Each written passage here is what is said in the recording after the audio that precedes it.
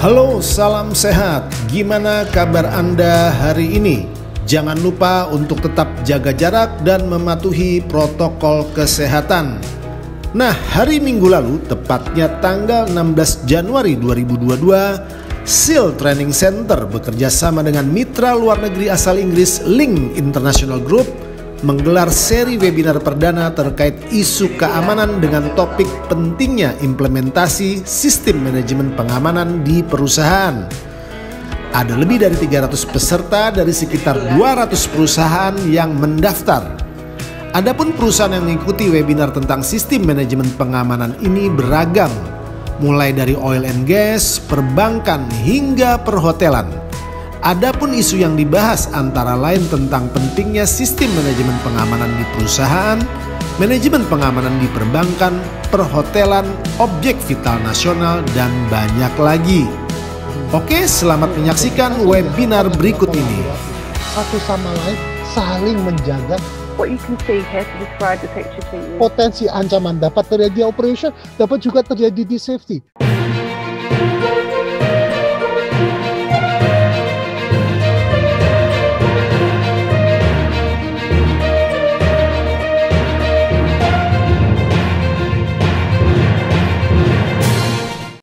Masing-masing pembicara atau narasumber akan mengisi sesi ini 20 menit, kemudian akan ditutup dengan tanya jawab yang nanti silahkan para peserta untuk memberikan pertanyaan ke ke dalam komentar, sehingga nanti bisa kita pilih dari beberapa pertanyaan yang akan kita sampaikan ke narasumber. Saya kira seperti itu dulu. Kita simak sesi pertama yang akan disampaikan oleh Direktur Link International Group, Sarah Haywood Tarton. Silakan. Hello, thank you for joining me for my section of this security webinar. Today I'll be talking to you about security management training and how our partnership with SEAL Training Center will help to deliver our security training courses in Indonesia. My name is Sarah Haywood Turton. I'm one of the directors here at Links International Group. Links International Group own Perpetuity, who are the leading security training management provider, and Tabcon Security Training, who deliver technical security training. My role is to work with clients to ensure that our training courses fit the training needs of their learners. I also work with the International Partner Programme, working with our partners across the world to deliver our courses in their regions. To give you an introduction about Perpetuity ARC training, we've been working in this sector for 35 years. We deliver security management training across the globe, and our partners are the Security Institute. We are their education partners, delivering their suite of security management training programs. And we're also an ASIS International CPE training provider. Our courses are delivered to security professionals and have been created by security professionals. And we have trained people from all over the world in almost every different sector. Our courses are delivered in person or online, or at the moment we're delivering many of our courses using Zoom because of the travel restrictions due to the pandemic. Here's a small selection of our clients that we work with. Typically, our clients range from small to medium-sized businesses, but mainly they're towards the larger end of enterprise organisations and multinationals. We have many government organisations that come to us for their training requirements, and lots of NGO groups as well. Here's a small selection for you to see. So I know many of you on this call are already security managers or people looking after security in your organisation. So I won't be teaching you anything that you don't already know. Security management, as you know, is the overall subject of the effective delivery of a security provision for your organisation. And this can include that list that I have made there for you. Risk management, physical security measures, personnel security, information security, cyber security, investigations and interviewing, loss prevention, crisis management, and business continuity. The three pillars that make up security management are people, policies, and procedures. Now, risk, as I'm sure you all know, forms the basis of any security management provision, and it also forms the foundation for nearly all of our security training courses. Without a deep and thorough understanding of risk methodology, no security provision will be effective, or as effective as it could be. Corporate security management looks at the risks to the assets of a business and works together ways to minimize, prevent, or manage these risks. Now, here's an image that we use a lot in our training courses. What you can see here to describe the picture to you is a car park at the top of the screen, and towards the bottom of the screen is the entrance to a facility. Let's say it's an office building. And what the security people here have tried to do is create a security barrier by that physical barrier in the middle of the screen there. But as you can see, because the operational requirements haven't been appropriately addressed, users of this car park and the facility have just driven around the barrier and straight into the facility. So as you can see, this security provision provides absolutely no use whatsoever to this facility. And this illustrates how some people don't understand that risk and operational requirements and understanding how to reach the operational requirement and the risk methodology, how to approach that. Without doing those things, no security provision is going to be based on what the organisation needs. One of the most important aspects of any security management provision is security culture, especially in today's society with the threat of the insider threats, the threat of terrorism, and cyber espionage and cyber attacks.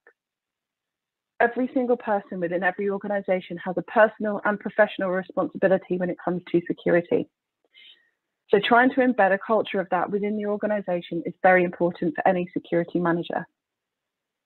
Typically, we see that is most successful when the security culture is believed and embedded from the very top at director level in the C-suite, all the way down to all of the people that work within the organisation.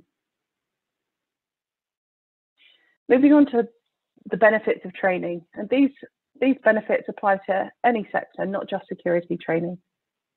It's proven that providing training to your organisation and your employees helps with employee retention. It helps them to feel valued and part of a career professional plan. And it also gives confidence amongst the teams. Training with their peers and other people in other sectors helps them to see how other people do their job. They may have the same job title, but the way they do their job may be very different. So coming together on a training course that follows a set level of learning outcomes will help them to understand maybe some gaps that they currently have in their role and how they deliver their security provision. Talking about accredited courses versus knowledge gain courses will help you to understand that there is a whole range of training courses out there for you. Accredited courses are formal qualifications.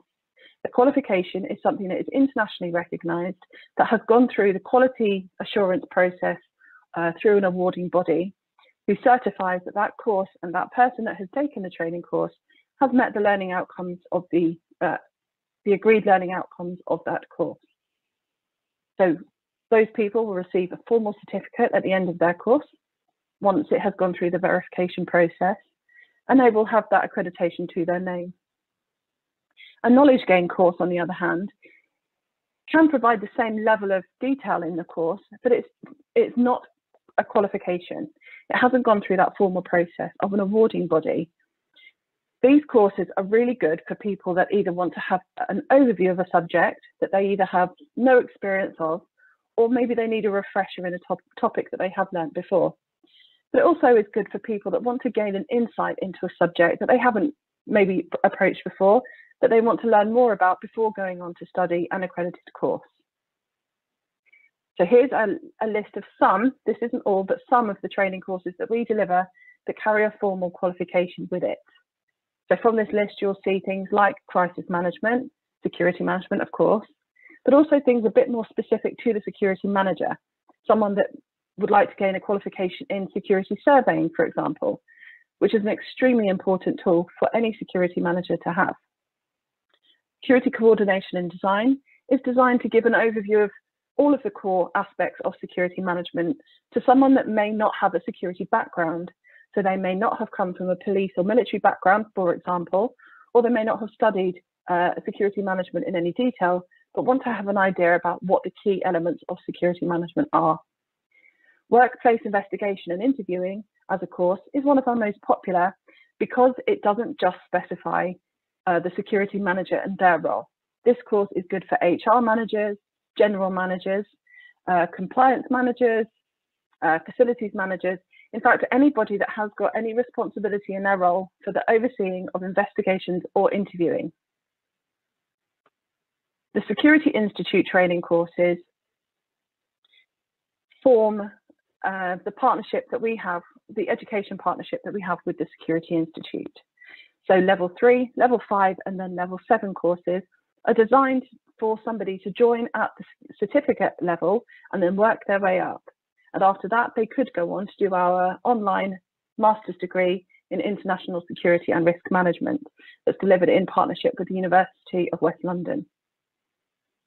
Specific to some of the sectors, particularly in Indonesia, may be relevant, is the oil and gas sector security courses. So that course looks at specifically security factors that are effective in the oil and gas sector. Kidnap and ransom management is one of our most popular courses, particularly in Africa. And it looks at not necessarily how to deal with a kidnap and ransom scenario if you have been kidnapped, of course. This is more for the management of the situation from a corporate point of view. And Principles of Security is a level 2 course delivered online. And that's for any security officer that would like to build their way up into security supervisory or management roles in their future. So that's a short list of some of the courses we deliver that are accredited. These are internationally recognized qualifications. And here's a list of our knowledge-based courses. So they don't come with the qualification. They do come with a completion certificate on the end of the courses. But these are introductions to subjects, or in the ACES International, CPP, PSP, and APP situation, these are exam preparation courses to help the learner then go on and take and hopefully pass those exams with ACES International. Included in here in this list is the Essential Security Practices course. Now that is made up of 12 modules of the 12 most important topics that we feel are in the security management sector. Each of those modules can be taken individually, or you can take them sequentially as one course. But they're bite-sized chunks of online learning of between 30 minutes and 60 minutes per module for the learner to dip in and out of as they need to.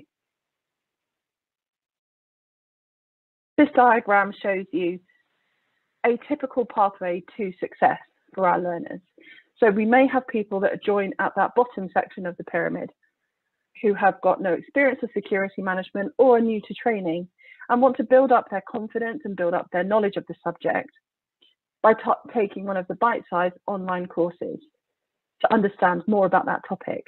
They may then want to go on to take an accredited course and move up the rung to focus on a specific area of interest for them or a specific sector. So somebody that works in the oil and gas sector, for example, may want to have a look at the security in the oil and gas sector course. They could then go on to do advanced training at strategic level. So we may be looking at the level 5 diploma or the level 7 advanced diploma to help prepare them for the more academic side of training courses as you move up that scale. And also they could then prepare themselves to move on to apply for the MSc course, the master's degree program delivered in partnership with the University of West London. Now that course is delivered online, can be taken over either 12 months full-time or 24 months part-time, and is a master's degree is at level 7. So obviously that's very strategic, looking at an overview of security management from that perspective, and encouraging you to think creatively about your situation and your experiences that will end up hopefully with a master's degree at the end of it. So something that's really important for anybody looking at security training for their teams or for themselves is how you take the training course. So I've already mentioned that our courses are delivered either online in a self-study format or in a classroom. face-to-face with our tutor, so either one of our training centres in the UK or obviously our training centre in partnership with SEAL in Indonesia. We do deliver lots of our courses now via Zoom because of the pandemic and the travel restrictions. So choosing which one is best for you is extremely important. It might be that you have a full-time job and a family and commitments outside of work, which would prevent you from having a Monday to Friday, for example, face-to-face classroom course. So you might want to consider taking an online learning course, which is very flexible. You can take it, you can log into your learning platform and start the course and continue the course wherever and whenever is suitable for you. So that might be an option. Now, we have a whole team of people at our headquarters who are here to support you throughout your learning journey. So if you need help with time management of your course, if you want to have more advice about how to get the best from the training you have taken, or to organise your day so that the training course coincides with your work, our team are here to help you plan that and get the very best from the training course that you have chosen with us. One of the most important parts of my role and of that of our organisation is that we work with clients on an in-house basis to deliver our training specifically for your team. So for example, we are currently working with a leading manufacturer, and we have worked with them to understand what their security team's specific requirements are.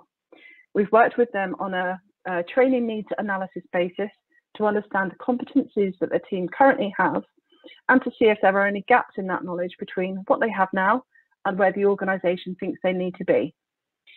Once we have established what that training needs analysis process has gone through and what the outcomes are, we then design a set of training courses for that team. So that in-house delivery can be extremely useful if you are an organisation who has several people that require training, and you would rather us come to you and deliver the training at your offices, or you can send them to us, and we will deliver the training experience just for your team. That can be good if you have any sensitive information that you would rather not share in an open forum, or if you have a particular problem that is relevant just to your team that we can help work through with them. However you choose to do your training, the most important part for us is that you relax and you enjoy it, because we find if you do enjoy your training course, it's much more likely that you will remember what you've learned, and that of course you're going to tell your colleagues, you're going to tell your network, and you'll tell your friends about it. And that's how we get much of our business, through word of mouth referrals. And finally, I'm so excited that we have this partnership with SEAL Training Centre in Indonesia.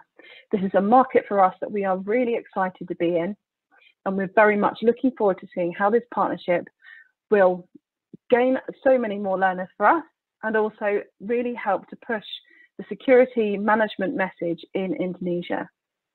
If there's anything that I've missed or that you'd like to understand more about, I'm sorry I'm not there with you live, but please do get my details and drop me an email or drop me a WhatsApp, and I'll be very happy to help you. Thank you. Ya, itu tadi penjelasan dari Sarah Haywaterton, Direktur Link International Group, partner dari SEAL Training Center. Tadi sudah disampaikan oleh Sarah apa itu Corporate Security Management, lalu benefit apa yang bisa diperoleh dari mengikuti training-training yang tadi sudah disebutkan, dan course-nya juga termasuk berapa lama dan segala macam. Lalu kita ingin sampaikan sedikit tentang bahwa sekarang sudah ada 300 orang yang mendaftar yang mengikuti training ini dari 200 perusahaan. Oke, kita lanjut ke Pak pembicara sesi berikutnya. Bapak Baruno Subroto. Beliau adalah expert di bidang keamanan. Lama bekerja di Amerika, di Caltech, Texaco, juga Arco Internasional, lalu kemudian ke Unokal, lalu ke Chevron Indonesia Company, dan kemudian ke Pertamina Hulu Kalimantan Timur. Beliau juga adalah anggota tim ahli Bimas Korps Pembinaan Masyarakat, juga instruktur Garda Utama. Kepada Pak Baruno, selamat siang Pak. Selamat siang Pak Andre. Bagaimana kabarnya? Baik Pak. Nah, ini sesi Bapak, silakan Bapak menyampaikan. Baik, Waktu dan tempat kami persilakan. Terima kasih. Baik. Baik, Assalamualaikum warahmatullahi wabarakatuh. Salam sejahtera untuk kita semua. Om Swastiastu, salam kebajikan, nama budaya. Selamat siang rekan-rekan, semangat pagi kepada rekan Satuan Pengamanan dan juga para professional security manager. Hari ini saya akan menceritakan sedikit mengenai betapa pentingnya sebuah sistem, yaitu sistem manajemen pengamanan yang dapat diaplikasikan dalam industri perminyakan dan gas. Kita melihat bahwa banyaknya sistem di Indonesia, sistem itu sangat baik, namun jika sistem tidak diimplementasikan, hanya sebuah seperti robot. Dia akan diam, tidak ada manfaatnya. Namun sebelum saya melanjutkan, ada pepatah, tak kenal maka tak sayang. Tadi disampaikan oleh moderator Pak Andre mengenai background saya, profil saya, benar.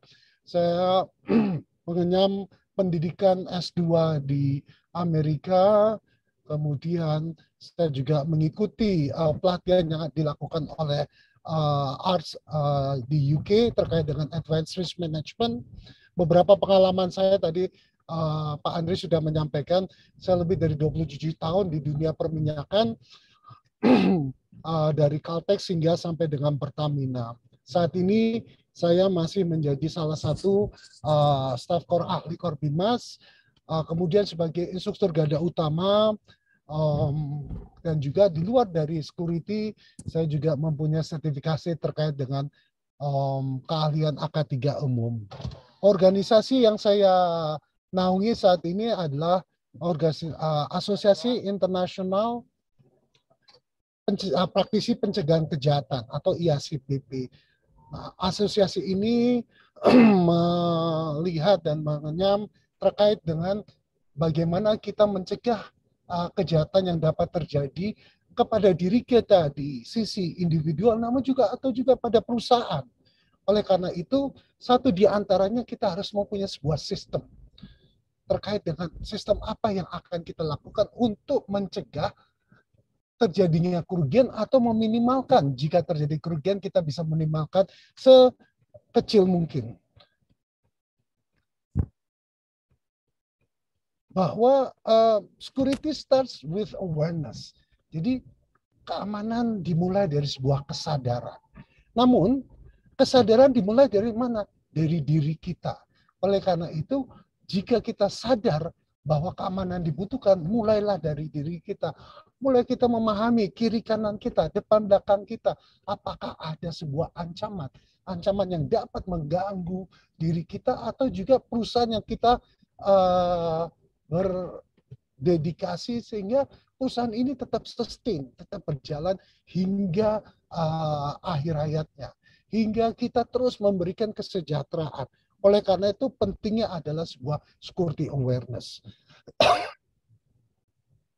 Kita pernah bertanya kepada diri kita sendiri, apakah pernah sebuah industri perminyakan dan gas itu diserang oleh teroris, orang yang mempunyai niatan jahat? Tentunya pernah. Ini terjadi di tahun 2009, di mana sebuah kilang minyak di Saudi itu diserang. Dan penyerangannya dilakukan dengan melalui drone dan roket. Tidak banyak yang berpikir bahwa ladang minyak di Arab Saudi itu diserang oleh orang-orang segelintir yang punya niatan, di antaranya merugikan, di antaranya untuk nama dari sebuah organisasi yang kecil. Namun yang kita lihat ini adalah bentuk sebuah kerugian. Kerugiannya ini tidak kecil. Ini terjadi, dampak kerugiannya adalah kemampuan dari Arab Saudi untuk menyuplai minyak itu 9 juta barel per hari. Hampir setengahnya itu terganggu dari dampak serangan. Harga minyak seketika melonjak tinggi. Perbaikan terhadap kilang minyak membutuhkan waktu yang luar biasa. Kalau kita hitung dengan angka, bayangkan 4 juta barel per hari. kalikan satu barel sebesar $50. Lalu berapa besarnya? Itu sudah 200 juta dolar per hari. Kalau kita kalikan nilai kurs di Indonesia terkait dengan dolar Amerika sebesar 15.000. Kalau kita hitung, ini luar biasa. Kerugian dari kerusakan ini jika terjadi di Indonesia, ini sungguh dahsyat. APBN kita terganggu, perekonomian kita terganggu. Apakah ini hanya sekali yang terjadi? Oh, tentunya tidak. Ini juga pernah terjadi juga di Algeria, yaitu fasilitas gas processing. Fasilitas gas processing itu penyerangannya bukan melalui drone, bukan melalui roket, tetapi akses kontrol pagar di depan itu ditabrak dengan sebuah Toyota Land Cruiser. Dan saat mereka menabrak, mereka langsung menyerang ke headquarter-nya yang di dalam. Mereka melakukan penyanderaan dan juga pengerusakan. Dan akhirnya penyanderaan ini dapat diselesaikan dengan satuan counter teroris yang melumpuhkan, namun sayangnya adanya kerugian jiwa. Nah, kalau kita melihat dari fakta-fakta ini, mereka mempunyai mereka sudah mempunyai sistem manajemen pengamanan. Pertanyaan kita, apakah mereka melakukan exercise, melatih diri mereka? Apa mereka sudah merasa peka? Apakah mereka mempunyai pemahaman terkait dengan proses yang dilakukan? Ini menjadi sebuah tanda tanya. Lalu bagaimana terhadap industri perminyakan dan gas di Indonesia? Apakah mungkin ini terjadi? Dapat saja terjadi. Saat ini serangan-serangan teroris itu masih mengacu kepada institusi. Mereka belum melihat ancaman atau potensi yang dapat terjadi. Namun kita tidak bisa berpangku tangan, berdiam diri. Seorang security professional manager harus memumpuni, harus memahami bentuk-bentuk bagaimana pencegahan ini supaya potensi ancaman ini tidak dapat terjadi.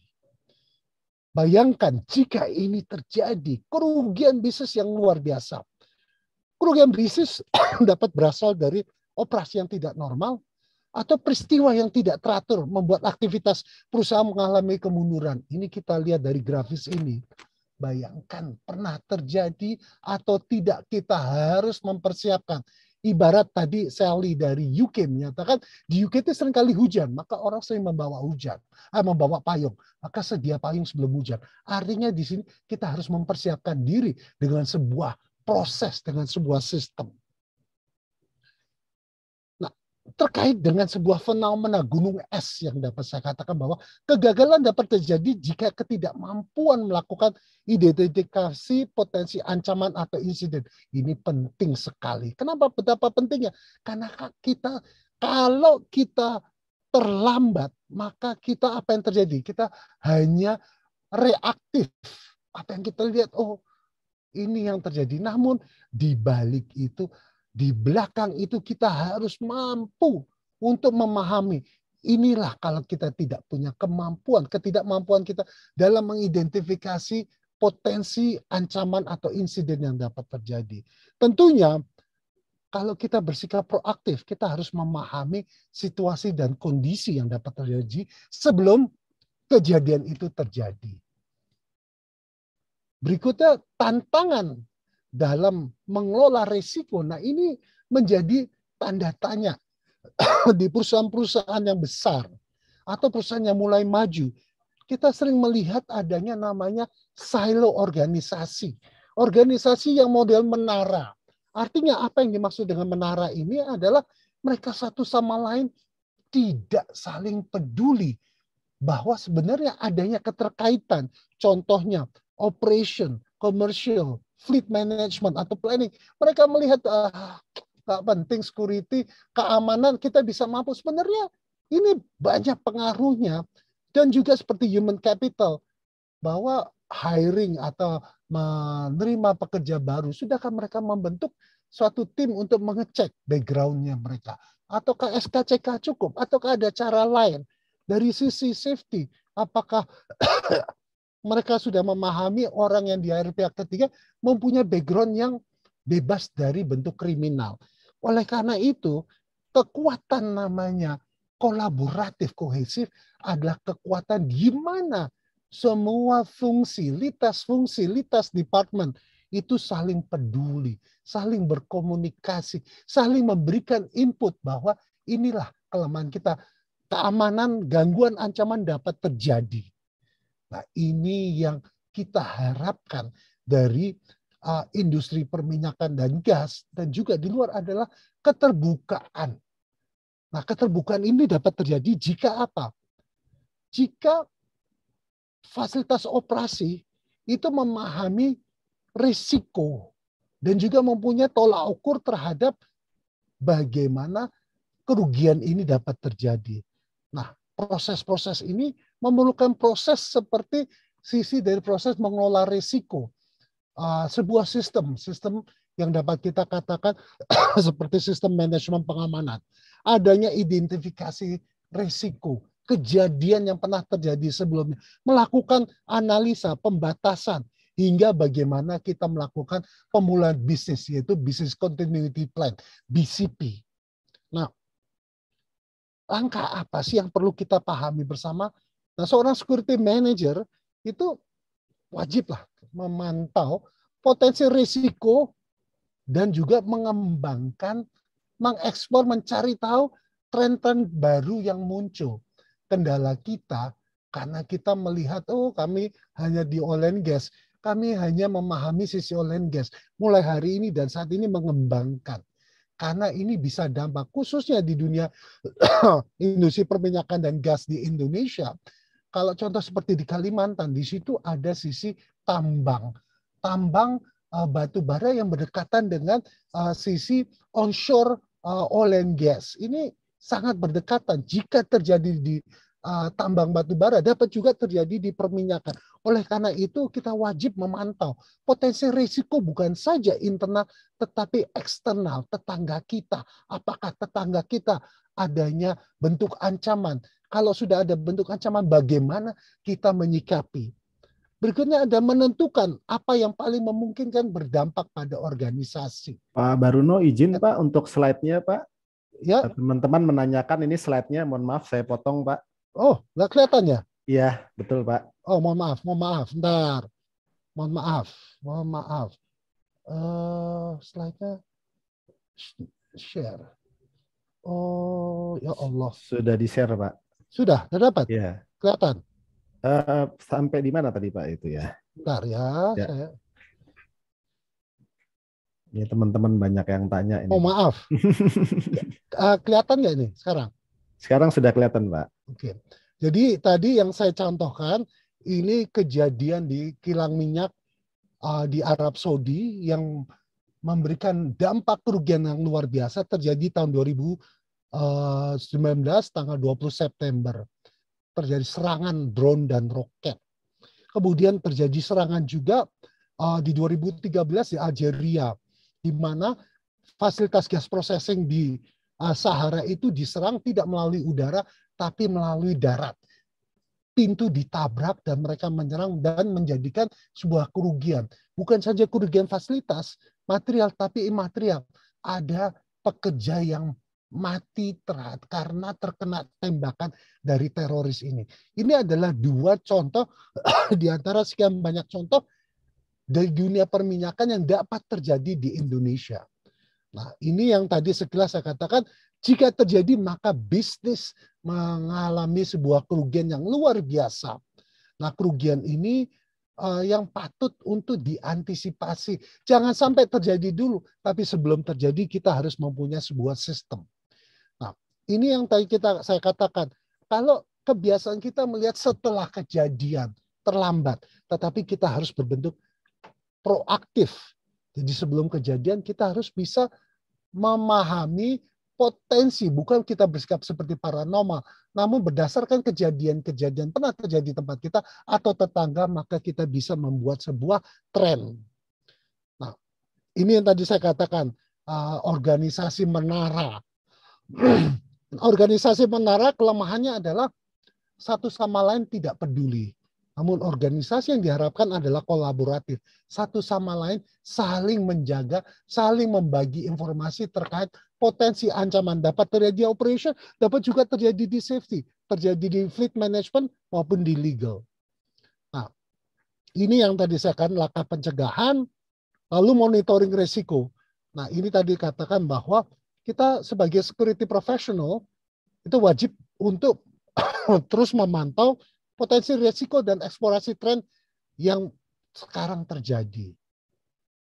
Mengukur dan mempunyai dan memahami kerentanan. Ini terkait juga, sudahkah kita mempunyai sebuah risk register? Oh, saya punya, Pak. Apakah risk register ini yang terkini? Artinya bisa dibuat 6 bulan yang lalu. Jangan menggunakan yang 3-4 tahun yang lalu. Karena apa? Bentuk ancaman terus berubah setiap saat. Nah, sebuah organisasi harus mempunyai sebuah rencana. Rencana ini yang rencana berkesinambungan, yang ada rencana terkait dengan senario-senario risiko yang dapat terjadi. Nah, ini pentingnya bahwa potensi ancaman ini dapat berdampak ke seluruh organisasi.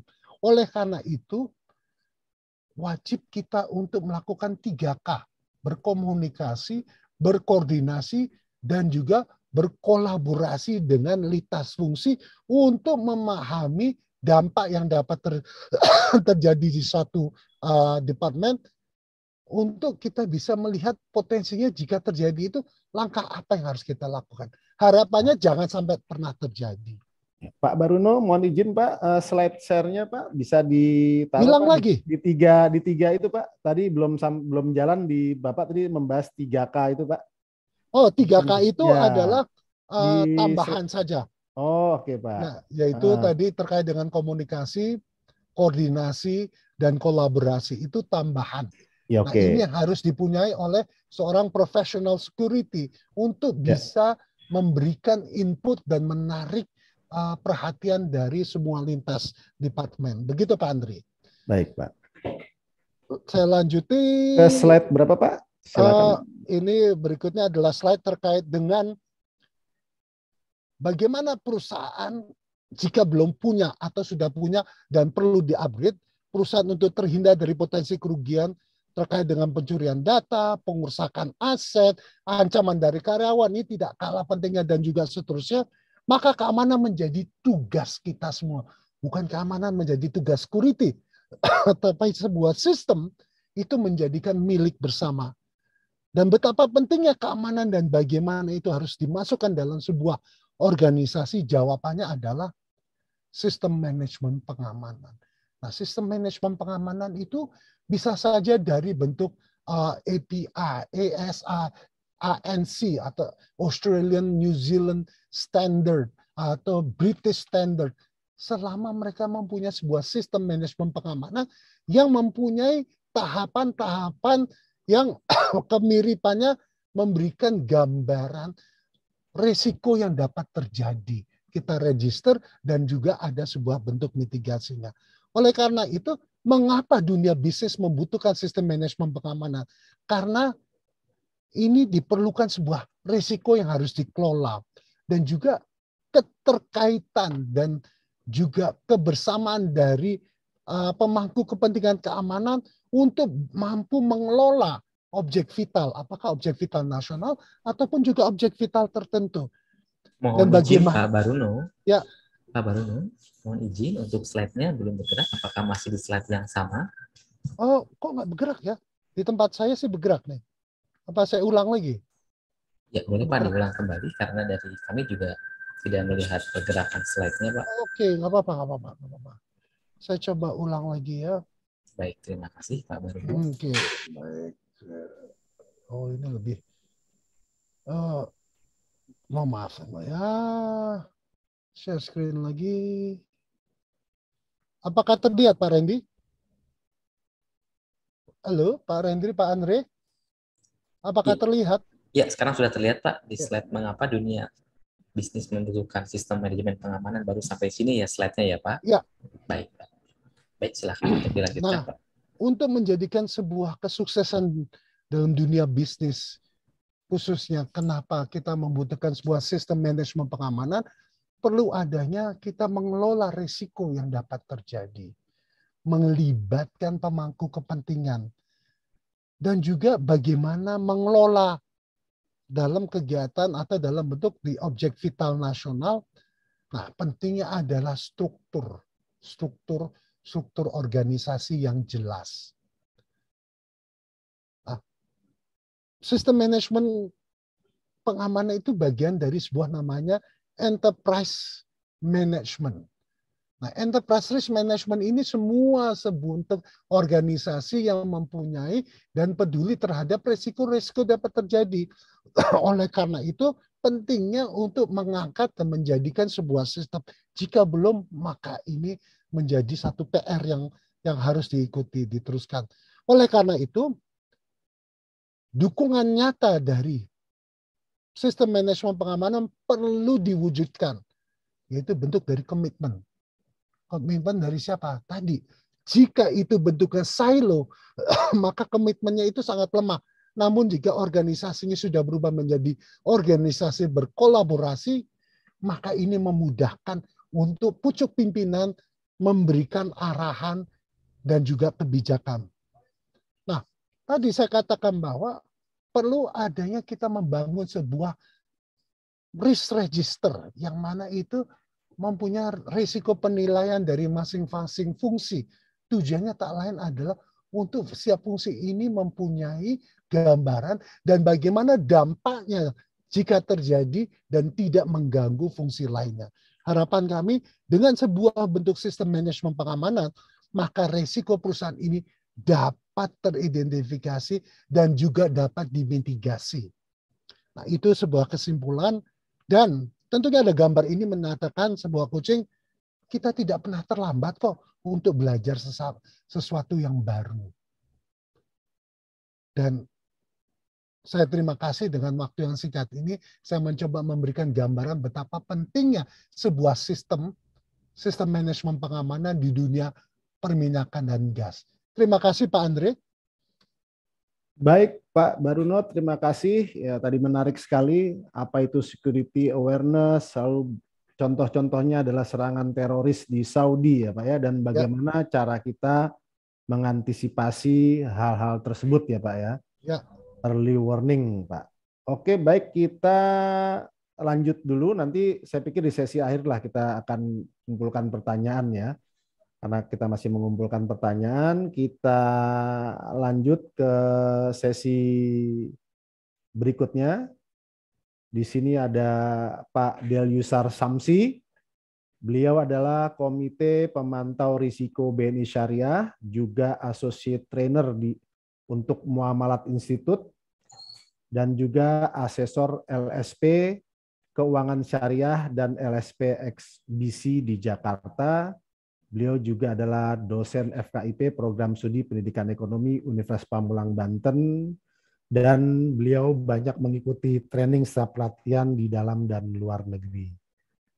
Silakan kepada Pak Delyusar Samsi untuk menjelaskan. Pak Delyusar, monitor, terdengar suara saya? Ya, masih di-unmute, mohon untuk dihidupkan mikrofonnya terlebih dahulu. Maaf Mas Randy, ini ada pertanyaan masuk. Mungkin kita ke Pak Baruno sebentar. Mohon maaf Pak Delyusar. Ya. Ini baik. Kita singkat saja, ada 3 pertanyaan untuk Pak Baruno Pak. Satu adalah bagaimana dengan sistem pengamanan di negeri kita, terutama terkait dengan fungsi satuan pengamanan. Dari Pak Cecep Ilyas, mungkin Pak Baruno bisa memberikan jawaban, Pak. Oke, karena tadi masih di mute sama host. Oke. Baik, pertanyaan diulang, mohon maaf Pak Andre. Baik Pak, ini ada pertanyaan tentang sistem pengamanan di Indonesia, terutama terkait dengan fungsi satuan pengamanan dari Pak Cecep Ilyas. Baik, fungsi atau sistem manajemen pengamanan di Indonesia itu saat ini yang kami pantau masih belum menyeluruh. Mempunyai sebuah sistem harus disosialisasikan. kelemahan saat ini adalah perusahaan dan badan usaha jasa pengamanan dan satuan pengamanan itu tidak menurunkan satu bentuk pemahaman dan juga peningkatan kompetensi. Perusahaan mempunyai satu bentuk sistem manajemen pengamanan.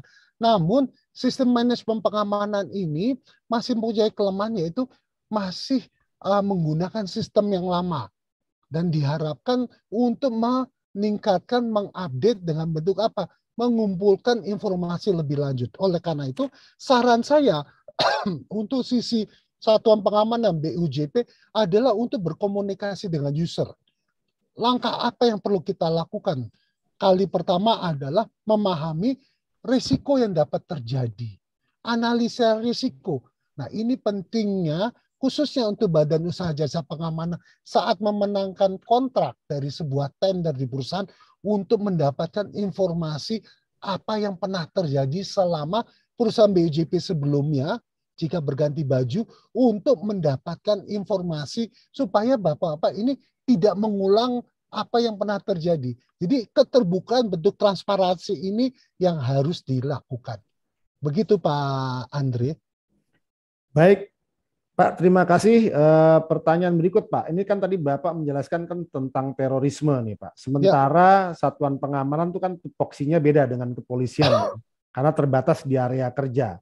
Ya. Nah, kalau kondisi kemudian ada, katakanlah ada terjadi penyerangan teroris di area kerja, bagaimana tuh tugas dari Satuan Pengamanan, Pak? Baik, terima kasih Pak Andri, pertanyaannya cukup bagus sekali ya. Bahwa kita perlu memahami, pemahaman bahasa Indonesia ini menjadi pemahaman yang sangat sempit. Ada dua bentuk, namanya anti-terorisme dan counter-terorisme. Kalau anti-terorisme adalah kita semua orang sipil.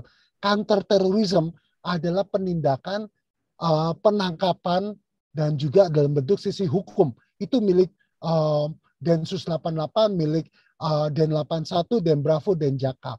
Nah, Satuan Pengamanan telah dibekali satu bentuk namanya anti-teroris, yaitu memahami bagaimana mencegah terjadinya penyerangan. Pertama kali penyerangan melalui darat atau masuk ke pintu adalah kemampuan Satuan Pengamanan dan juga user untuk meningkatkan pemahaman terkait dengan access control. Dimanapun orang masuk akan melalui pintu, kecuali mereka penerjun dari udara. Namun dari pintunya ini harus jelas. Access controlnya ini harus mempunyai prosedur yang baku. Nah, jika sudah terjadi ada serangan, maka user itu perlu membuat sebuah prosedur, yaitu rencana kontingensi, atau dalam sistem manajemen pengamanan adanya namanya komando pengendalian eksternal.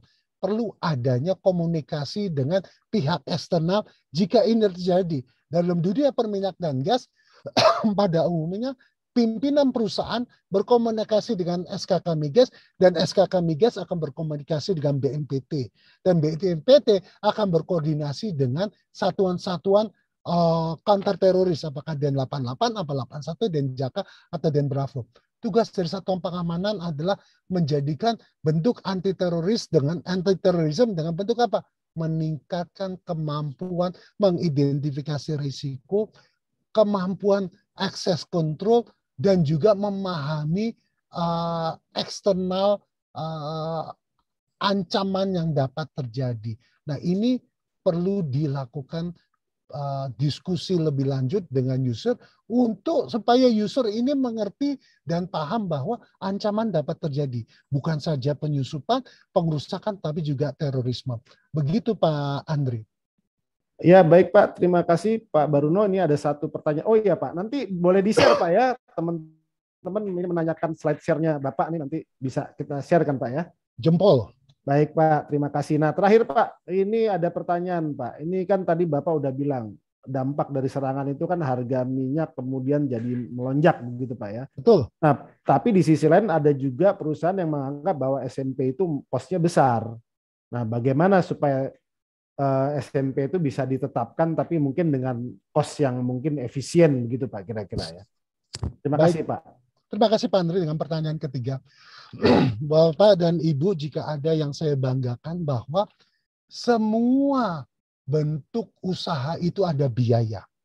Usaha pencegahan itu ada biaya. Namun perusahaan ini pimpinan perlu untuk memahami bahwa biaya pengamanan itu harus diawali dengan identifikasi risiko, analisa risiko, kemudian juga risk register dan mitigasi yang nanti akan disampaikan oleh Pak narasumber keempat, mungkin Pak Ritonga, bahwa setiap fase-fase itu kita akan menilai biaya yang akan dikeluarkan. Nah, biaya yang dikeluarkan itu aturan bakunya adalah biaya yang dikeluarkan harus lebih kecil dari potensi kerugian yang dapat terjadi. Contohnya, jika biaya keamanan itu besarnya 2 atau 5 miliar, namun kerugian perusahaan yang dapat terjadi sebesar 500 miliar, saya yakini dan saya pernah berkomunikasi, bernegosiasi untuk mengegolkan bentuk program pengamanan dengan biaya 5-10 miliar untuk memenangkan bahwa potensi kerugian yang dapat terjadi itu 500 miliar. Sehingga itu tidak sampai sebesar 10% dari total semuanya. Nah, seringkali orang melihat, Pak, security tidak memberikan keuangan, tidak meningkatkan produksi. Namun lupa bahwa security ini adalah bagian untuk mencegah kerugian.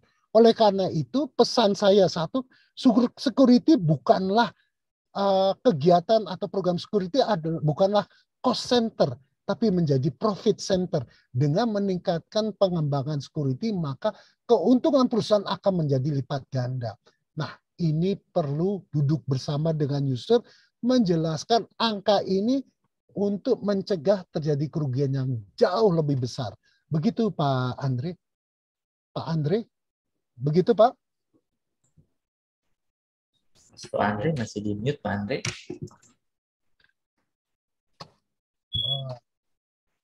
Mohon maaf ya. Terima kasih Pak Baruno atas penjelasannya.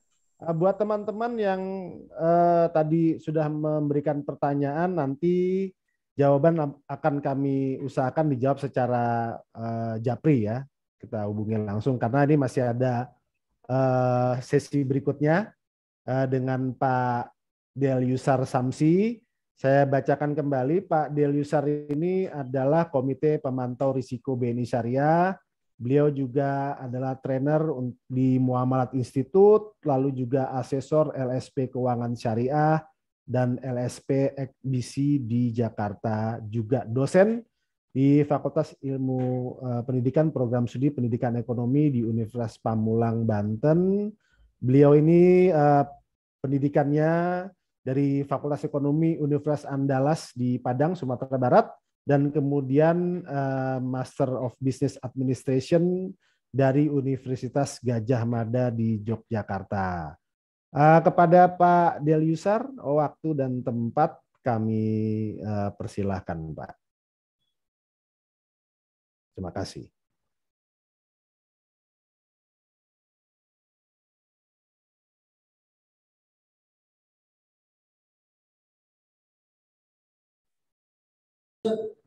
Ya.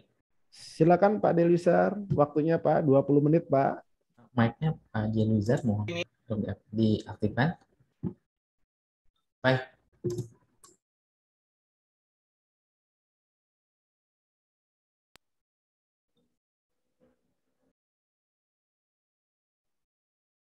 Baik, terima kasih. Assalamualaikum warahmatullahi wabarakatuh. Alhamdulillah pada kesempatan ini saya sangat berbahagia bisa hadir bersama Bapak-Bapak, para narasumber dalam rangka membicarakan sistem manajemen pengamanan di masing-masing perusahaan yang kita miliki. Pada kesempatan ini mungkin saya lebih banyak kepada melihat pengamanan yang ada secara operasional perbankan. Walaupun di perbankan sendiri ada peran security juga, seperti teman-teman security yang ada secara fisik. Bahkan security kita di perbankan tidak hanya sebagai security, tetapi juga menjadi fungsi frontliners. Oke. batang pisang banyak pelepah dijadikan tali buat pemikat. Saya mulai dengan bismillah sebagai semoga acara ini bisa bermanfaat. Nah, kita santai-santai aja, nggak usah terlalu tegang. Boleh saya berkenan untuk men-share-nya ya. Baik, saya coba share dulu. Silakan Pak Delisar. Oke. Sudah terlihat Pak, Bapak Ibu semuanya? Iya. Sudah Pak ya? Sudah terlihat Pak. Baik, Oke. Pak. Jadi kalau bicara sistem pengamanan, di bank juga ada sistem pengamanan, tetapi saya diminta oleh panitia untuk dibicara masalah sistem manajemennya, pengamanan yang berhubungan dengan perbankan. Nah, kalau kita lihat perbankan merupakan lembaga yang disebutkan sebagai highly regulated business. Ya, semuanya diatur dari penampilan, ketentuan, monitoringnya, ya, dan faktor risiko juga. Tetapi kalau saya berbicara tentang masalah risiko di sini, nanti akan lebih luas lagi. Tetapi kalau boleh saya sampaikan di sini, saya menyinggung persoalan operasional yang menyangkut dengan operasional yang bersifat financing maupun funding di perbankan. Nah, ini mungkin untuk menambah dimensi kekayaan pengetahuan dari kita semua. Tadi diperbanyakan ini segi perbankan di dalam operasional perbankan seperti apa. Ya. Nah, di bank sendiri ada namanya jaring pengaman eksekutorial. Kalau saya di perbankan syariah, tentunya pertama itu harus tidak melanggar peristiwa syariah. Katakanlah di pembiayaan itu tidak boleh, ya, tidak boleh membiayai usaha rokok misalnya, usaha-usaha yang berhubungan dengan yang merusak alam dan lain-lainnya. Ya, nah kemudian dilihat juga di situ sebelum kita membiayai sektor apa yang dibiayai. Apakah sektor ini terlarang karena sudah jenuh atau berisiko tinggi? Itu ada ketentuannya diatur oleh OJK sendiri. Kemudian ada alokasi portofolio pembiayaan. Apabila kita melakukan pembiayaan, kita cek dulu nih, masih adakah porsi kita untuk membiayai sektor ini? Misalnya katakanlah untuk membiayai sektor pertanian atau pertambangan. Kalau ada, silakan. The show must go on. Tapi kalau tidak, stop dulu.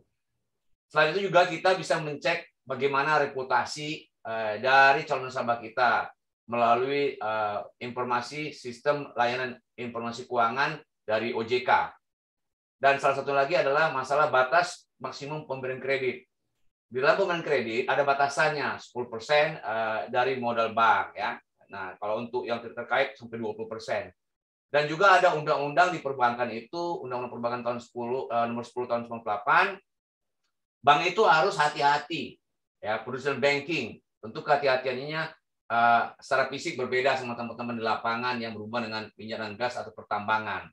Ya, tapi secara filosofinya bagaimana perusahaan bisa aman itu seperti sama, tergantung pada di mana kita berada atau sektor yang kita usahakan. Ya, kebetulan ini perbankan. Nah, kemudian ada prinsip-prinsip dalam pembiayaan, ya. Ketika bank ingin mengamankan banknya sendiri untuk pembiayaan, ada prinsip 6C. Ya, 6C itu karakter, capacity, kemampuannya, modal, kondisi ekonomi, jaminan, maupun kondisi-kondisi hambatan lainnya. Itu disebut dengan prinsip 6C dalam pembiayaan. Lalu ada namanya prinsip 4I principle. Kalau bapak-bapak, ibu-ibu semuanya tahu, dulu pemberian kredit hanya dikelola oleh orang bagian kredit. Kalau sekarang tidak boleh demikian. Ya, ini menyangkut dengan pembagian pekerjaan. Ya, ada pekerjaan itu tadi disampaikan oleh Pak Baruno, ya. Ada pekerjaan itu yang kita saling berkoordinasi, berkolaborasi, ya, atau berkomunikasi. Nah, untuk ini di bank ada prinsip namanya 4I principle ini, bagaimana bidang bisnis dalam memutuskan kredit melibatkan bidang non kredit, ya, bidang risiko, sehingga ada pembalansan situ di dalam menghadapi risiko-risiko yang ada. Kemudian juga adanya prinsip-prinsip kepatuhan, ya, yang harus penuhi dari otoritas. Kalau di perbankan di bawah pengawasan otoritas jasa keuangan, ya, Indonesia. Kemudian masalah kebijakan-kebijakan prinsip syariah yang berlaku di internal bank itu sendiri. Selanjutnya ada prinsip pemantauan, ya, untuk pembiayaan secara aktif.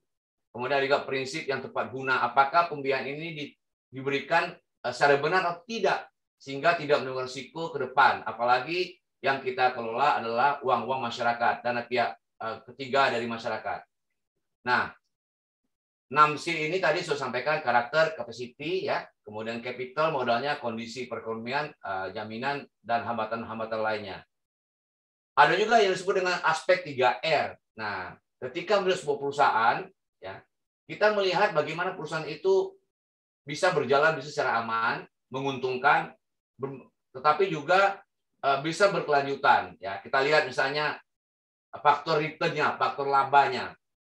Ketika kita membeli suatu perusahaan, apakah perusahaan ini nanti akan memberikan return atau keuntungan? Biasanya sebuah perusahaan itu kita melihat dari 3 aspeknya, itu ya masalah profitabilitasnya, kemudian pertumbuhannya, growth-nya, ya.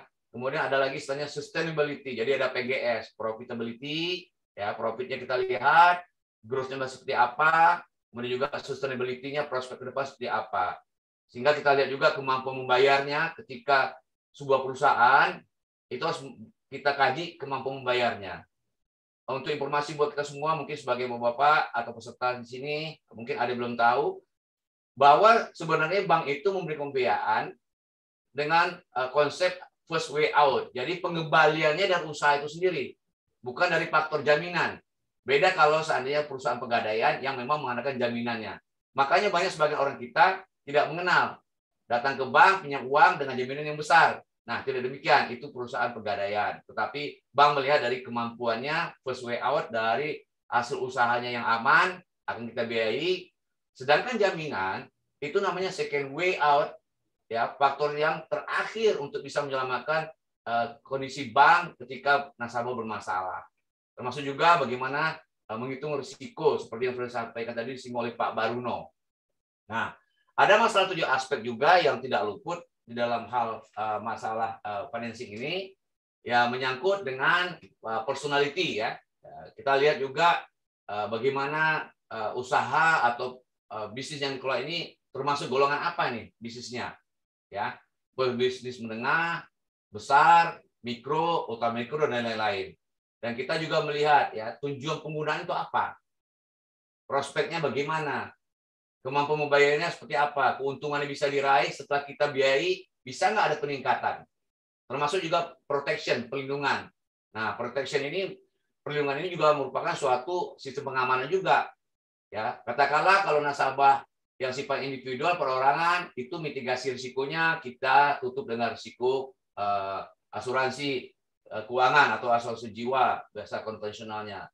Kemudian rumah kita tutup dengan asuransi kebakaran, ya, asuransi pertanggungjawaban umum yang sifatnya untuk rumah, untuk gudang, ya, dan lain-lainnya, yang tujuannya untuk kepentingan nasabah, bisa menutupi kewajibannya, dan juga untuk kepentingan bank dengan adanya bankers clause, ya, itu kepentingan untuk bank.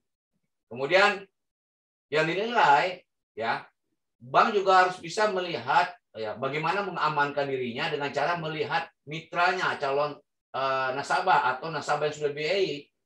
Kita lihat juga aspek manajemennya. Bagaimana manajemen dari perusahaan ini? Siapa orang di belakang itu?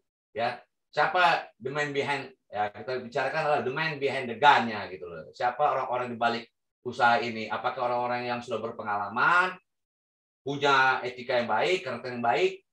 Lalu kita juga akan menilai nih aspek teknisnya, ya, bahan bakunya seperti apa, proses produksinya, ya, distribusinya, ya. Nah, mungkin sebuah usaha kita nggak tahu di mana dia berusaha, di mana tempat bahan bakunya, dari mana sumber bahan baku, dan lain-lainnya. Yang tak kalah penting adalah aspek keuangan. Nah, kita nilai juga aspek keuangan, ya. Kemudian aspek yuridisnya, perusahaan ini legal apa tidak, ya. Yang menandatangani perjanjian dengan kita berkontrak itu apakah pihak-pihak yang berwenang, yang tertuang di dalam anggaran dasar. Bagaimana nih jaminannya? Kemudian juga kita lihat aspek syariahnya kalau dia bank syariah. Selain itu juga memperhatikan aspek pasar dan pemasaran. Kemana mau dipasarkan? Pasar mana yang mau dia tuju? Apakah pasarnya sudah jenuh atau belum? Ya, apakah di kawasan the blue area atau the red, ya kan? Nah, the red ocean gitu loh. Nah, kompetisinya seperti apa? Jadi kita harus melihat ini semuanya, termasuk aspek-aspek sosial lainnya, ekonomi, politik, dan perubahan kondisi makroekonomi, ya. Inilah salah satu juga aspek yang kita lakukan untuk pengamanan buat bank maupun juga pengamanan buat nasabah sendiri sebagai mitra kita. Nah, tadi saya bicara atau menyinggung persoalan menyangkut dengan financing atau pembiayaan atau kredit. Di bidang funding, ketika dana ditempatkan di masyarakat di bank itu, bank juga punya kewajiban. Nah, bank juga diserang oleh teroris karena tidak boleh ada namanya kita bagaimana melakukan pencegahan terhadap pengelolaan dana-dana teroris atau juga ada kegiatan anti pencucian uang. Bank sekarang bertanggung jawab untuk sifatnya finansial ya terhadap kegiatan teroris. Nah, untuk itu ada program yang namanya Know Your Customer. Jadi bank itu harus mengetahui bagaimana nasabahnya, ya. Mereka harus melakukan suatu filterisasi dengan mengetahui identitas calon nasabahnya seperti apa, maksud dan tujuannya di muka rekening itu apa, untuk usaha, untuk bisnis, untuk menyekolahkan anaknya di luar negeri, ya kita harus tahu, ya. Zaman sekarang ini uang bertebaran di mana-mana, sudah tidak mengenal lintas negara lagi, sehingga banyak uang-uang yang mungkin bersumber dari hal-hal yang tidak benar, ya, yang terlarang, ya, maka bisa bergentayangan di mana-mana, apalagi dalam kejahatan seperti kejahatan narkoba dan lain-lainnya. Kemudian kita juga harus mencari informasi lain yang memungkinkan bank untuk dapat mengetahui profil nasabah, calon nasabah secara detail, ya, bagaimana dengan pekerjaannya, relasinya dan lain-lainnya. Semakin detail kita mengetahui kondisi nasabah, ini akan semakin mengamankan bank untuk bisa bermitra terus, ya. Jangan sampai suatu saat ketika kita tidak tahu bagaimana karakter nasabah kita terjadi hidden problem. Jadi problem tersembunyi suatu saat bisa meledak, ya. Tahu-tahu dia terlibat teroris, tahu-tahu dia sebagai koruptor dan lain-lainnya, ya. Nah, untuk itu kita juga harus tahu, apalagi kalau seandainya ada melibatkan kuasa, ya, dalam hal aktivitas keuangan. Nah, kita harus cek juga seperti apa hak kuasa diberikan dan identitas orang yang menerima kuasanya. Kemudian di dalam perbankan juga terkait dengan nasabah dana, kita juga melakukan namanya ada lebih meningkat lagi setelah ada program Know Your Customer, ya, kenalilah pelangganmu atau nasabahmu. Ada lagi sekarang istilahnya customer due diligence atau enhanced due diligence. Ini bukan proses ke tahap lebih mendalam lagi, ya. Ibaratnya Mas Andre mungkin kenal dengan seorang perempuan atau calon istri yang sekarang, ya kan? Kenalnya cuma sepintas, cari tahu lagi nih dari temannya, ya kan? Wah, temannya, kalau teman pasti kata temannya baik, ya kan? Kita cari lagi nih sama tetangganya. Tetangga pasti bilang dia orang baik-baik, nggak mungkin enggak. Cari informasi ke gurunya, ya kan? Kalau informasi-informasi ini kita peroleh dari berbagai sektor, dari berbagai lini, dari berbagai lingkungan, kita mendapatkan informasi yang baik, yang sama, itu alhamdulillah, ini sesuatu. Zaman sekarang ini sumber daya informasi itu luar biasa. Tidak hanya sekedar sumber daya manusia lagi. Manusianya ada, tapi nggak bisa mengolah informasi untuk berbisnis, kita ketinggalan bisnis. Ya, dia jual sekarang adalah bisnis. Kita lihat bisnis milenial sekarang hanya lewat laptop, duduk-duduk sambil ngopi-ngopi, santai-santai, ketawa, tapi bisa menghasilkan sesuatu, ya, secara finansial. Nah, jadi tadi Know Your Customer, kemudian lebih mendalam menjadi customer due diligence, dan ke belakang adalah enhanced due diligence, lebih mendalam lagi. Tadi digambarkan ketika sudah lewat teman, lewat tetangga, lewat pembantu, kita mencari informasi yang lain-lainnya, sampai kita cari informasi ke pihak polisian, ya. Jadi kalau untuk cari jodoh ke depan itu harus memasang informasi yang banyak nih. Jangan salah pilih, ya. Lebih kurang begitulah kalau kita bermitra di kalangan perbankan, ya. Kita tetap melakukan hubungan baik dengan nasabah, tetapi kewaspadaan tetap harus terjalin. Ini dalam rangka untuk pengamanan banknya sendiri maupun nasabahnya. Jangan sampai bank terlibat pada hal-hal yang negatif ketika terjadi kejahatan, ya, kriminal di bidang perbankan atau di bidang keuangan. Nah, saya sampaikan kembali bahwa di perbankan itu yang paling penting sekali adalah sekarang menyangkut dengan masalah manajemen risiko. Ya, tadi sudah diulas mengenai manajemen risiko, telah disinggung sedikit banyaknya tadi oleh Pak Baruno, ya. Yang prinsipnya manajemen risiko itu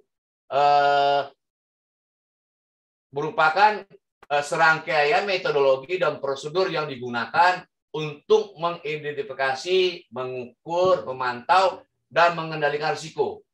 Ya. Itulah intinya manajemen risiko. Lalu risiko itu apa? Sesuatu potensi kerugian akibat terjadinya suatu peristiwa tertentu. Nah, tadi disinggung oleh Pak Bruno, ini ada benang merahnya. Ya, ada sesuatu peristiwa tertentu ya, yang kita nggak tahu tuh. Makanya kita harus senantiasa proaktif, bukan reaktif. Tadi saya dengar tadi informasinya. Jadi kalau bicara soal pengamanan, filosofi pengamanan di berbagai bisnis adalah sama. Bagaimana bisa aman, tenang, tidak ada gangguan, ancaman, bisnis biar berjalan lancar, kemudian bisa menghasilkan keuntungan, bermanfaat buat semua stakeholder, baik buat masyarakat, bagi yang pemilik dana, tenaga kerja, dan pemerintah untuk mendapatkan pajak maupun kemanfaatan lainnya. Mungkin saya pikir demikian dulu yang bisa saya sampaikan, karena waktu juga terbatas. Kalau ada pertanyaan atau nanti lebih kurang interaksi, saya buka kesempatan. Dan untuk selanjutnya, saya kembalikan kepada moderator. Jalan-jalan ke Bandar Jakarta, jangan lupa ke Taman Mini. Terima kasih atas perhatian Anda yang telah memberikan perhatian terhadap acara ini. Assalamualaikum warahmatullahi wabarakatuh. Selamat sore. Silakan Mas Andre. Terima kasih Pak Deliuzar. Pemaparannya sangat menarik. Pak, ada pertanyaan ini dari Pak siapa ini? Beliau ingin menanyakan tentang tadi kan Bapak udah menyebutkan kan kita cek background dan segala macam gitu Pak ya. Nah, kira-kira tuh dari sisi software maupun hardware-nya tuh untuk security management system personal di bank tuh seperti apa Pak? Dan kemana acuannya dunia perbankan itu Pak? Nah, terima kasih atas pertanyaannya melalui Pak Andri, moderator. Yang menjadi persoalan sekarang, saya pikir hampir semua perusahaan juga IT, information technology sekarang menjadi driven ya, menjadi yang penggeraknya, berada di depan. Kalau dulu IT hanya sekedar pelengkap, tetapi sekarang ini bahkan IT one step ahead untuk bisa mendirect bisnis. Di perbankan juga begitu, IT adalah sesuatu yang sangat luar biasa. Diserbu tidak hanya secara fisik sekarang, mungkin orang datang memberondongkan senjata, ya, melakukan perampokan, itu iya juga. Tetapi dalam kondisi kemajuan teknologi sekarang itu lebih banyak diserbu oleh teroris atau perampok di dunia maya gitu loh. Bagaimana bisa membobol rekening bank melalui IT, ya, mereka rusak sistem, ya. Ya, sekarang kejahatan-kejahatan di bidang IT yang menyangkut skimming, ya, itu luar biasa sekali. Tetapi ini harus ada kerjasama antara bank, nasabah, dan masyarakat. Kadang-kadang bank sudah berupaya mengedukasi, ya, jangan berikan PIN pada orang lain, personal identity number, ya, jangan letakkan sembarangan ATM-nya, ya, jangan gunakan misalnya menggunakan jaringan-jaringan yang di tempat umum gitu kan, untuk WiFi. Kadang-kadang kita kan terpersonal, free WiFi, sehingga uang kita juga transfer dari sana gitu loh. Nah, akibatnya apa? Ya, banyak kejadian-kejadian masalah keuangan ini kadang-kadang terkesan bank yang lelai gitu loh. Padahal bank sudah wanti-wanti ketika buka rekening dan lain-lainnya. Nah, tetapi bank tetap berusaha ya mengedukasi nasabah bagaimana setiap saat mengganti PIN dan lain-lainnya, termasuk penjagaan data ya. Data itu luar biasa. Kalau hacker tuh berupaya untuk masuk ke bank ya. Sama lah dengan perusahaan-perusahaan lainnya, mereka ingin masuk ya, menghancurkan sistem, luar biasa. Makanya kita juga punya kemampuan yang handal di bidang teknologi. ya untuk menghadapi cyber crime ini, kejahatan di dunia maya yang sekarang sangat luar biasa. Sekarang security tetap waspada, jangan sampai sekarang kejahatan kriminal di dunia maya, security santai, enggak juga. Tetap waspada. Kita waspada kapan saja, di mana saja, setiap saat. Ya, mungkin itu jawaban saya. Terima kasih, Mas Andre. Baik, Pak Delisar. Jadi intinya kombinasi, Pak, ya, antara pengamanan baik security atau background check secara fisik dan juga melalui teknologi informasi atau IT, ya. Betul. Di era 4.0 ini, ya, Pak, ya. Benar sekali. Nah, lanjut, Pak. Ini ada pertanyaan dari siapa nih? Pak, siapa nih, Pegalaksi? Ya, kira-kira Pak Yosep Cahyo, ya, ingin menanyakan, Pak, apakah SOP untuk risk analysis di perbankan mengikuti aturan BI atau internal, dan berapa lama audit dalam 1 tahun terhadap pekerjaan menangani analisa risiko? Silakan, Pak. Terima kasih. Ini pertanyaan luar biasa sekali, tajam pertanyaannya. Jadi memang kita itu diaudit, ya, apalagi saya bukan membanggakan perbankan, tapi namanya perbankan itu kan lembaga kepercayaan. Kalau tidak percaya lagi, bisnis itu sudah ada lagi. Nah, untuk itu kita diatur dengan ketat, yang saya sampaikan tadi, highly regulated business. Mulai dari otoritas jasa keuangan. Kalau di BUMN, situ juga masuk BPK, Badan Pemeriksa Keuangan. Ada dari kantor akuntan publik sebagai external auditor. Di dalam sendiri ada internal auditor. Ya, betapa ketatnya pemeriksaan itu, detik per detik, menit per menit. Bila terjadi kesalahan, misalnya password ini disalahgunakan, loh, ini kok begini, ini pemantauannya harus detail. Ya, CCTV-nya harus ada di mana-mana nih, dinding harus bisa bicara, kalau enggak ya susah kita. Makanya kembali untuk sebuah bisnis percayaan itu, yang pertamanya adalah masalah people and people. Ya, untuk itu tentu ada screening yang ketat ketika seseorang masuk perbankan, ya, etika, dan bukan berarti perusahaan tidak perlukan sesuatu yang ketat soal etika dan moral dimanapun perlu, kan, tetapi ini perlu ekstra, ya.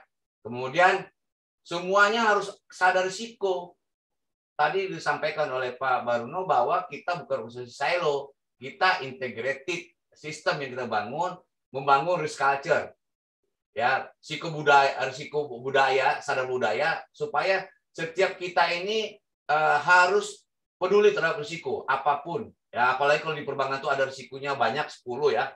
Ada risiko kredit, pasar, strategik, hukum, operasional, ya, imbal hasil, kemudian juga likuiditas dan lain-lainnya tadi. Kemudian kita akan diaudit, ya, karena kan perusahaan itu harus menyampaikan setiap 3 bulan ada audit, ya, terutama perusahaan yang sudah listed, ya, yang sudah terdaftar di publik di Bursa Efek, ya, seperti Bank Syariah Indonesia itu 3 bulan sekali, dan bank-bank lain maupun perusahaan lain juga seperti itu 3 bulan sekali menyampaikan laporan keuangannya, diaudit, ya kan, apakah sesuai dengan ketentuan yang ada. Soal manajemen risiko itu ketentuannya ada dari peraturan Otoritas Jasa Keuangan POJK yang mengatur tentang manajemen risiko. Pada level berapa? Bahkan tidak hanya bank besar, BPRS sekalipun, BPR pun, Bank Pembiayaan Rakyat, Bank Pembiayaan Rakyat Syariah juga harus mengenakan konsep risiko tadi, yang merupakan poin-poin itu, parameter-parameter yang ada di dalam risiko itu nanti akan dinilai, akan diamati, dilihat. Bahkan jika ada parameter dilarang, ya, yang diterabas atau yang diabaikan, dilanggar, bisa berakibat terhadap tingkat kesehatan bank itu turun. Dan tidak jarang dan tidak sedikit banyak peraturan-peraturan itu yang menyangkut dengan ancaman pidana, ya. Rahasia bank misalnya, kita bongkar, saya kasih tahu Pak Andre punya sekian, rekeningnya nomor ini, ya, berapa uangnya, saya sampaikan misalnya ke Pak Wiardentoro ini, wah saya kena itu kriminal, sekian miliar, atau sekian lama di penjara, gitu loh. Jadi itu mungkin saya sampaikan mengenai manajemen risiko. Banyak lagi yang mau disampaikan, tapi karena keterbatasan waktu, saya hanya menyampaikan secara singkat dan padat saja. Mudah-mudahan bisa diterima. Terima kasih. Terima kasih Pak Delisar. Satu lagi nih Pak, ini Monggo. menurut saya tadi Pak Dilusar kan sudah menyinggung juga nih tadi bahwa sudah mengedukasi nasabah untuk tidak menyebarkan data dan sebagainya. Tapi di sisi lain juga ini ada pertanyaan nih Pak. Di sisi lain bagaimana tiba-tiba kok ada penawaran-penawaran dan ini sering kita rasakan masuk ke handphone kita gitu loh. Yang mana nomornya mestinya hanya pihak bank yang tahu. Gitu loh. Ya kan. Nah, pertanyaannya bagaimana tuh Pak? Karena itu sangat mengganggu gitu ya. Ini pertanyaannya seperti itu, menawarkan kredit ya kan, KTA dan sebagainya. Nah, bagaimana kok bisa sampai data kita gitu Pak kok tersebar gitu ke pihak lain. Nah, ini Pak kira-kira kaitannya dengan juga cyber ya Pak tadi ya. Ya, terima kasih Mas Andre. Pertanyaannya gitu-gitu banget nih semuanya. Menghilangkan kantuk kita di sore hari ini walaupun belum ngopi ya. Nggak usah begitu ya pertanyaannya. Yang sederhana aja misalnya contoh ya. Mas Randi ini begitu datang ke semua mall, selamat datang di mall kami, silakan nikmati diskon ini macam. Loh, kok dia tahu Mas kita datang? Iya kan? Emangnya dia lihat kita dari rumah kita keluar rumah naik mobil, kemana lalu kita sama siapa istri kita gitu loh. Jadi dalam dunia yang sudah semakin terbuka ini, borderliness, informasi terbuka, mungkin informasi itu tidak dari bank. Bahkan kita orang bank juga sering didatangin kan, ditanyain, diteleponin gitu loh. Jadi ini saya pikir ya, perlu ada kolaborasi lah untuk level tingkat tinggi, pihak telekomunikasi atau siapa. Kalau kita di bank nggak boleh memberikan informasi-informasi gitu. Sederhana aja misalnya, ada yang nanyakan ke saya, kirimkan dong nomor HP-nya Mas Andre. Oh saya tanya dulu Mas Andre boleh nggak gitu loh. Itu minimal etikanya. Iya kan? Nah, jadi ini sekarang kita lihat bergantangan informasi-informasi ini ketika kita misalnya ya di Facebook kan pakai nomor HP juga.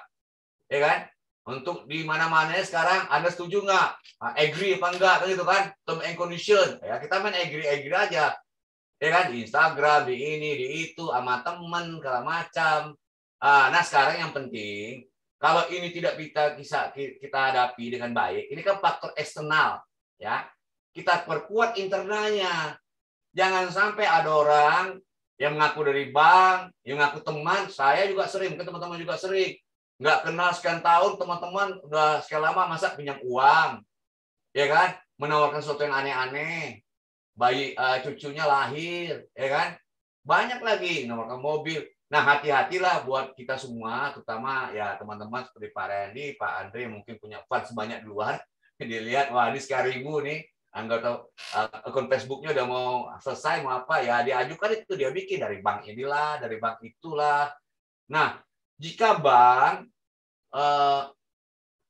telah menginformasikan kemudian terjadi skimming juga, kalau skimming itu misalnya di luar batasan kewajiban bank ya agak susah juga ya kan. Tetapi selama itu misalnya digunakan kita benar bisa buktikan, katakanlah ya saya sendiri misalnya. Saya tidak pernah menggunakan kartu kredit saya. Bisa dibuktikan. Nah, mau tak mau, ya bank harus mengembalikan dananya gitu loh. Ya, mengkredit kembali kartu kredit yang nggak saya pakai. Pernah saya alami seperti itu. Saya punya kartu kredit dipakai oleh orang di Taiwan, Great Taiwan. Saya nggak pernah ke Taiwan tuh, apalagi musim pandemi. Sampai 30 juta lebih. Saya sampaikan buktinya, ya, bukan saya karena saya orang bank, tapi saya langsung sampaikan bukti juga itu prosedurnya. Alhamdulillah bisa dikembalikan lagi. Nah, saya himbau kepada Bapak semuanya, jangan sampai kita sibuk mengamankan pengamanan fisik, tapi keuangan kita, dompet kita dijebol oleh orang yang nakal itu. Mungkin itu ya yang bisa saya sampaikan. Ya, saya senang sekali kawan-kawan semuanya tetap ceria sampai sore ini. Terima kasih Mas Andre. Baik Pak Dilusar, terima kasih banyak. Nanti izin ini Bapak-bapak ingin bisa memiliki tadi presentasi yang disampaikan oleh Pak Dilusar. Oh boleh, saya udah silakan sama Pak Randy, nanti di-share aja Pak Randy. Baik, terima kasih. Itu bukan suatu rahasia. Baik Pak, terima kasih banyak. Kita lanjut. Kembali, sukses buat semuanya. Baik, terima kasih Pak. Kita lanjut ke sesi berikutnya. Kita akan memperkenalkan pembicara selanjutnya, Pak Mangasari Tonga. Beliau adalah bekerja di National Standard atau Badan Standarisasi Nasional. Lalu kemudian juga beliau adalah ahli atau di manajemen security system dan kemudian menjadi auditor sistem manajemen pengamanan di Ditpamopvid ya, atau Direktorat Pengamanan Objek Vital Baharkam, Badan Pemelihara Keamanan Mabes Polri. Pak Mangasa Ritonga ini dari beliau adalah sarjana industri teknik di Universitas Sumatera Utara dan kemudian mengambil masternya organisasi manajemen di IPWI Jakarta. Beliau pengalamannya sudah luar biasa. Mungkin kita tanpa berpanjang-panjang kita langsung saja ke Pak Mangasa Ritonga. Kami persilakan Pak, waktu dan tempat Pak. Silakan Pak Mangasa Ritonga. Silakan Pak, masih di mute itu Pak? Iya masih, oke. Baik Pak. Silakan ya, Pak. Suaranya. Selamat sore teman-teman semua. Assalamualaikum warahmatullahi wabarakatuh. Waalaikumsalam warahmatullahi wabarakatuh. Salam sejahtera bagi kita semua. Kita mulai tentang apa itu sistem penerapan sistem manajemen yang ada berdasarkan Perpol 07/2019. Jadi perlu Bapak Ibu ketahui bahwa sistem manajemen pengamanan ini sangat banyak ukurannya, baik dari misalnya dari API, dari FEMA, kemudian dari ISO, SNI, Australian Standard, British Standard, ini sangat baik. Jadi saya berbicara mengenai sistem manajemen pengamanan ini berdasarkan Perpol 07. Jadi kalau Sarah tadi dia mengarahnya ke British Standard 16.000. Kita berdasarkan Perpol 07. Namun demikian nanti kita lihat kaitannya dengan sistem atau standar yang lain.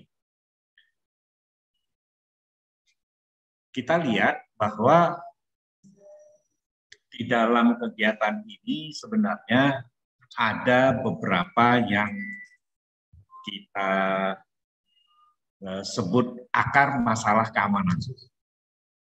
Akar masalah keamanan ini banyak, antara lain terorisme, ledakan, kebakaran, pencurian atau kejahatan lain, demonstrasi, dan lain sebagainya. Jadi inilah akar masalah keamanan itu.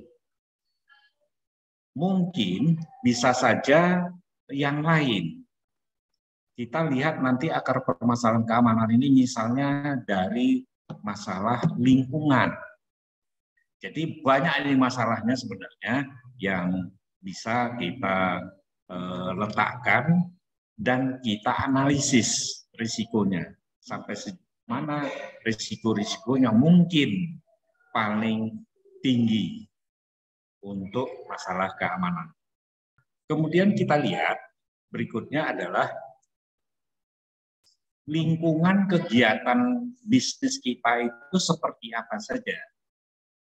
Jadi kalau kita lihat bahwa keamanan itu nanti akan terkait dengan stakeholders atau pemangku kepentingan. Misalnya saja pelanggan, kemudian pekerja kita sendiri, regulator, institusi keuangan, masyarakat, para penanam saham, institut pemerintah, pemasok vendor, dan lain sebagainya. Sangat banyak. Sehingga keamanan itu sebenarnya adalah bagian juga dari kita untuk memperhatikan bagaimana pemangku kepentingan kita. Ya, nanti kita akan melihat dan kita bisa menganalisis apa-apa saja yang perlu kita perhatikan di sana. Yang lainnya adalah apa itu Perpol 07/2019. Bentar akan kami jelaskan bahwa Perpol 2019 ini adalah bisa saya katakan sebagai pengganti Perkap 24 yang lalu, yang lama. Jadi ini akan memperlihatkan kepada Bapak bahwa di sana ada 5 elemen yang terdiri dari 118 kriteria. Yang pertama itu komitmen dan kebijakan. Kemudian diikuti pola pengamanan. Jadi pola pengamanan ini dibagi 5. Bentuk pengamanannya, sifat pengamanannya, sasaran pengamanan, area pengamanan, dan kodalnya. Komando pengendalian. Kemudian yang ketiga, konfigurasi pengamanan. Di sini dibagi 4, yaitu komponen standar pengamanan sendiri, kemudian penetapan dan pembinaan area pengamanan, kemudian konsep umum pengamanan, kemudian yang terakhir kekuatan jumlah personil pengamanan. Yang keempat adalah elemen 4, standar kemampuan pelaksanaan pengamanan. Ini dibagi 2, yaitu standar kemampuan personil pengamanan, kemudian standar kemampuan anggota Polri. Jadi anggota Polri juga nanti dilihat kemampuannya. Kemudian monitoring dan evaluasi merupakan elemen 5 yang terakhir. Kita tahu bahwa sistem pengamanan ini merupakan suatu sistem yang sangat erat kaitannya dengan ketentuan atau peraturan atau standar lain. Jadi di sini SMP ini akan kuat hubungannya terhadap sistem manajemen yang ada, sistem manajemen mutu misalnya, kemudian sistem manajemen lingkungan, atau HOSAS yang telah digantikan oleh ketentuan standar baru 45001, atau standar lainnya seperti misalnya 27001 untuk IT. Dan banyak lagi standar yang terkait nantinya akan kita lihat. Yang terakhir adalah legislasi atau aturan-aturan ataupun sistem manajemen yang lain seperti Crosby, mungkin juga TQM dan lain-lain sebagainya. Inilah merupakan paduan dari sistem manajemen pengamanan yang ada di Perpol 07. Jadi bisa kami katakan bahwa sistem manajemen pengamanan ini holistic management. Jadi agak terkait dengan hampir ratusan standar yang lain dan regulasi yang lain. Seperti apa nanti akan bisa kita lihat bahwa untuk aktivitas-aktivitas yang bentuknya jasa, perminyakan ataupun industri lainnya itu beda-beda memang polanya. Karena polanya itu nanti tergambar sendiri dari apa yang sudah dilakukan teman-teman di industri misalnya. Kemudian yang jelas adalah perlu ada analisa risiko serta bagaimana mengevaluasinya. Karena memang ini merupakan salah satu bagian yang perlu kita ketahui secara mendasar. Nah, kami melihat bahwa untuk analisa risiko ini banyak standarnya dan banyak ragamnya. Misalnya untuk analisa risiko perminyakan, kemudian pelabuhan. Kalau di perminyakan itu ada 5 tingkatannya. Kalau di pelabuhan yang sesuai dengan Perkap 138 itu ada 3. Kemudian kita melihat secara umum di sini bahwa ada analisa risiko yang kita perlu ketahui, yaitu ISO 31000. Jadi putarannya adalah bagaimana kita menetapkan konteksnya seperti apa, kemudian bagaimana kita mengidentifikasi risikonya, bagaimana kita menganalisis risikonya, serta evaluasi risikonya. Nah, inilah merupakan suatu lingkaran yang nanti harus saling kita komunikasikan dan kita review secara berkala. Nah, ini adalah menurut yang SNI atau ISO 31000. Kemudian bagaimana kita memonitor dan mereview risiko-risikonya? Ada 3 tingkatan. Kita bisa melaksanakan secara harian, kemudian kita bisa laksanakan berdasarkan profil risiko, nanti mengerucut bagaimana kita menilai kesesuaian praktik dengan desainnya. Nah, ini adalah analisa risiko yang mungkin bisa kita lakukan. Namun demikian, analisa risiko ini nanti bisa kita kelola secara tersendiri karena ini berbeda-beda cara menghitung penilaian risiko yang ada di perusahaan. Pengalaman kami memperlihatkan bahwa analisa risiko ini di perusahaan itu dia berdiri sendiri ada, kemudian mempunyai tim juga ada.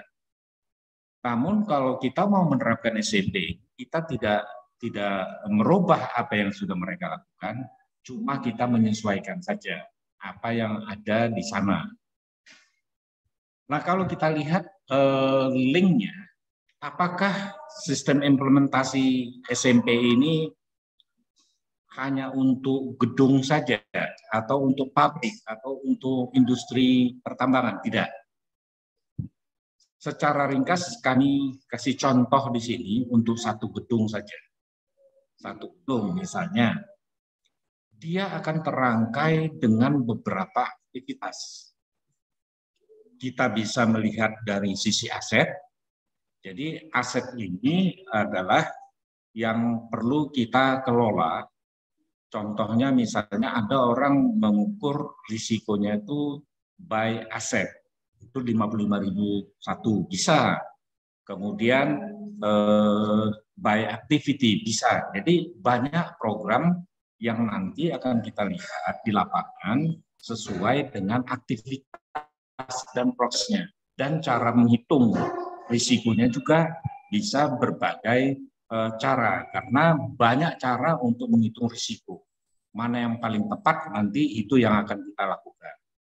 Jadi di dalam satu aktivitas, ini contoh satu gedung saja, kita bisa menambah X-ray, kemudian untuk menghambat lajunya jalan mobil, kita bisa bikin sliding gate atau roadblock, ya macam-macam, CCTV sudah pasti, kemudian akses card.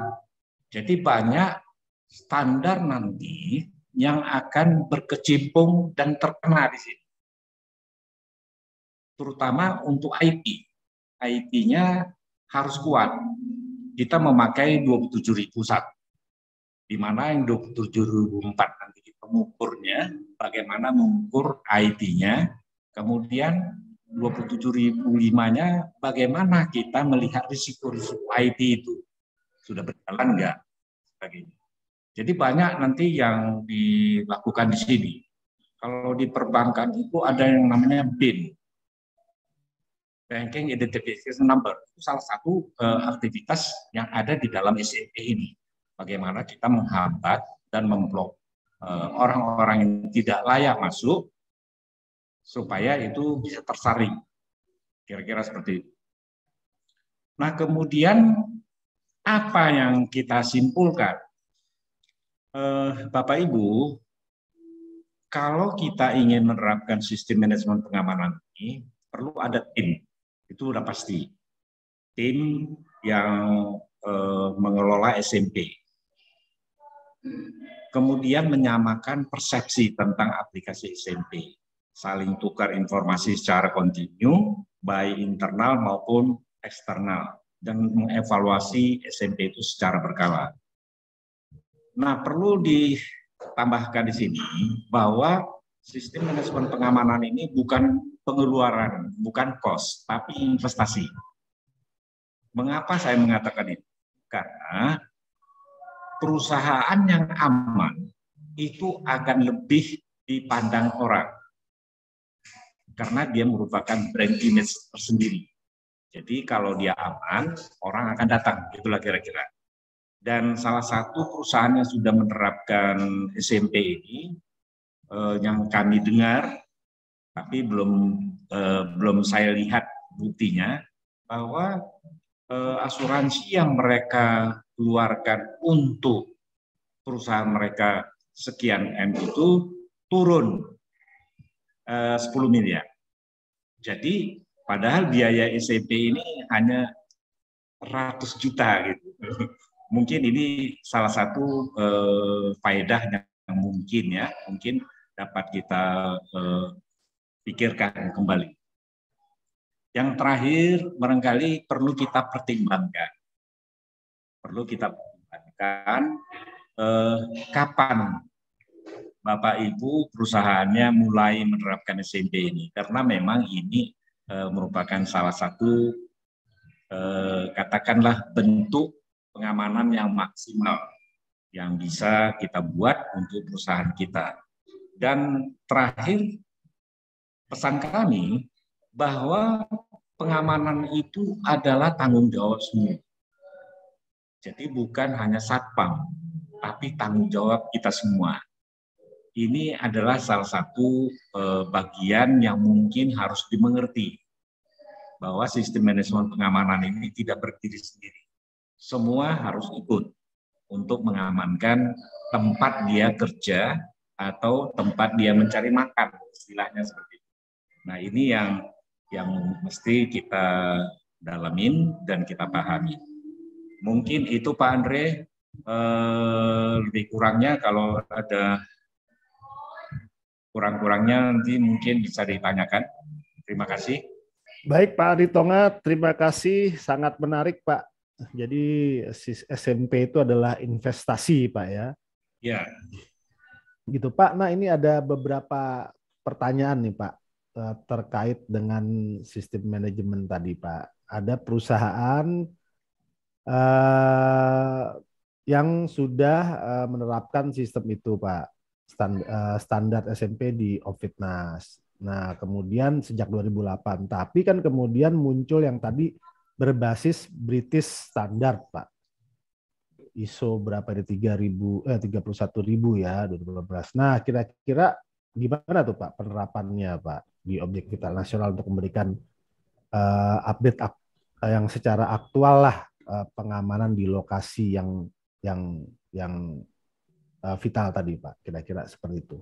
Terima kasih Pak. Jadi gini Pak, kalau dia berbasis British Standard yang 16.000, British Standard 16.000 seperti yang dikatakan Sarah tadi, dia ada 7 Pak, langkah yang harus dilaluinya. Dia harus mengerti organisasinya, itu yang pertama. Kemudian mengembangkan security framework namanya. Kemudian bagaimana security risk assessment-nya, itu yang ketiga. Yang keempat, implementing security solusinya. Jadi implementing security solution. Yang kelima adalah implementing the security program. Jadi programnya seperti apa? Setelah itu, yang keenam, solusi security-nya itu seperti apa? Yang ketujuh, bagaimana dia memonitor dan mengevaluasi programnya. Jadi kegiatan ini bisa macam-macam, Mbak. Bisa macam-macam. Kalau di yang 28.000, dia ada 5 elemen. Ini yang berdasarkan Perkap 24 yang lalu. Di sana ada 5 elemen. Yang pertama, kebijakan. Yang 28.000 nih, Mbak ya. 28.000. Kemudian perencanaan, yang ketiga implementasi, yang keempat pengukuran dan monitoring, yang kelima tinjauan manajemen dan perbaikan berkelanjutan. Di kita di Perpol 07 ini 5, tapi dia mencakup semuanya. Makanya sistemnya akan sangat bukan rumit sebenarnya. Karena masing-masing perusahaan itu sudah menerapkan yang namanya sistem manajemen pengamanan. Dia pakai metode apa? Tetapi biasanya kalau di perusahaan itu yang banyak macetnya ya. Kalau di ISO itu kita kenal dengan risiko, kemudian ada butir 7-nya mengenai supporting sumber daya, dan ada kalau di ISO itu ada di 75 dokumentasi, kemudian pengoperasiannya ini yang banyak. Sedangkan untuk asesmen bisa dilakukan sendiri dan improvement masih tertatih-tatih. Itu yang kami dapati sampai saat ini. Baik, terima kasih Pak Ritonga. Pak, ada pertanyaan berikutnya Pak dari Pak Yosep Tricahyo, Pak. Ya. Beliau menanyakan penerapan SMP yang apakah dapat meyakinkan pemegang saham dan juga meningkatkan harga saham perusahaan yang sudah IPO. Lalu, apakah pengamanan pencegahan saat pandemi COVID sudah masuk ke dalam penerapan SMP atau belum, Pak? Yang pertama itu saya kok yakin ya, kalau dia sudah menerapkan SMP itu sahamnya akan lebih baik. Yakin itu. Karena apa? Karena teman-teman yang di luar negeri juga mengatakan bahwa SMP kita ini cukup baik dan dipercaya. Yang kedua, termasuk misalnya sekarang ini kan sedang COVID, itu pun menjadi bahan pertimbangan kita karena analisa risiko itu kan anytime. Siklusnya ada. Jadi semua perusahaan akan berdampak terhadap, makanya ada analisisnya tersendiri dan itu harus ada. Itu hebatnya SMP ini. Dia akan mengikat ke situ juga. Ya. Mungkin itu pertanyaannya. Ya, baik Pak. Lanjut Pak, pertanyaan berikutnya nih Pak. Nah, bagaimana bentuk metode sistem manajemen pengamanan yang paling baik untuk jasa perhotelan Pak? Dari Pak Virgo Heria ini Pak. Silakan. Oh iya, sama Pak, sistem manajemen pengamanan ini. Nanti dia akan masuk kepada apa yang namanya ISO 26000. Karena itu banyak pengunjung, Pak. Banyak pengunjung. Kemudian ISO 22001 mengenai makanan. Karena apa? Karena semua pengunjung itu harus betul-betul steril dan harus aman. Nah, ini akan kita masukkan unsur-unsur itu. Makanya saya bilang tadi, untuk setiap perusahaan atau organisasi akan berbeda sistem manajemen pengamanannya. Karena unsur-unsur regulasinya juga berbeda. Regulasi berbeda, standar yang diterapkan juga akan mungkin berbeda, gitu. Dan pasti masuk, Pak. Ya, baik Pak Ritonga. Terima kasih Pak. Kalau ada pertanyaan lagi masih bersedia Pak? Ya, silakan.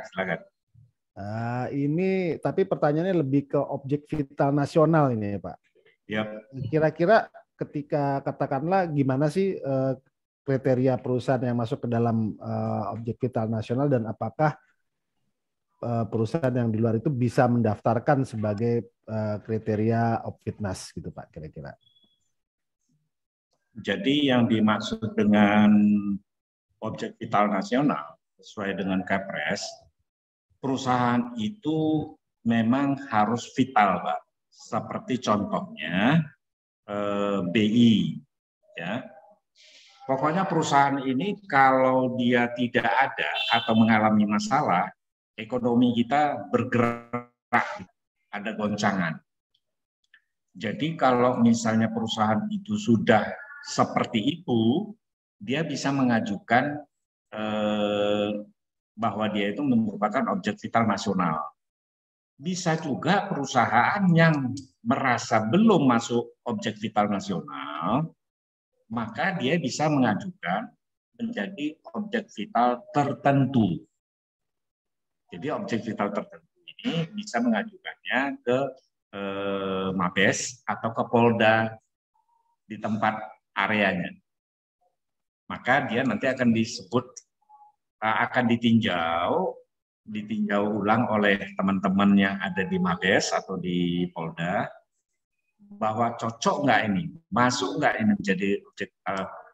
Jadi ada dua Pak, ada beberapa yang mengeluarkan objek vital nasional itu, ada Departemen Pertambangan dan Energi, ada Perindustrian, dan ada Perhubungan, Departemen Perhubungan misalnya untuk Darmaga. Ya. Itu mungkin Pak. Baik Pak Ritonga, mungkin ini terakhir Pak ya. Ini ada yang telah ada pertanyaan Pak. Beliau telah menerapkan SMP berbasis tahun 7/2019 ya. Tapi mengapa banyak eviden yang berbeda sewaktu Perkap 24/2017 ya maksudnya ya? Ya, ada 2007. Yang berbeda gitu Pak. 2007 ya. Kenapa ada yang berbeda Pak ketika di Perkap 24 tahun 2007 Pak? Karena kalau di Perkap 24 itu penekanannya kepada fisikal Pak. Fisikal. Jadi rantai pengamanannya itu tidak kuat. Sedangkan di Perpol 07 ini merupakan sistem yang keseluruhan akan menyangkut kepada semua lini, termasuk HRD, termasuk keuangan, termasuk produksi, dan sebagainya. Akan nyangkut semua dia. Karena memang komitmennya adalah everybody sebagai semua orang adalah security man atau security girl. Gitu. Jadi bedanya di situ. Ya, baik Pak Ritonga. Terima kasih kepada narasumber nih Pak Baruno, kemudian Pak Delyuzar dan Pak Ritonga. Sangat menarik Pak pembahasannya, ini banyak hal-hal yang bisa menambah wawasan kita semua. Sebagai moderator, terima kasih juga kepada Bapak Ibu yang sudah berkenan mengikuti webinar ini. Terima kasih banyak untuk waktunya. Mudah-mudahan ada banyak hal yang bisa dipetik manfaatnya dari webinar ini. Saya serahkan ke Mas Randi Febriana. Baik, terima kasih Pak Andre untuk moderatornya. Baik Bapak-Bapak, kita akan masuk ke dalam sesi dokumentasi. Namun sebelum sesi dokumentasi, saya akan menginformasikan bagi para peserta atau perusahaan yang ingin menanyakan dan berdiskusi langsung tentang sistem manajemen pengamanan dari persiapan sampai siap audit, kami dari Seal Training Center siap membantu. Baik, itu aja yang dapat saya informasikan. Mohon kepada bapak-bapak yang masih off kameranya, mohon di-on-kan. Kita akan mengambil beberapa gambar.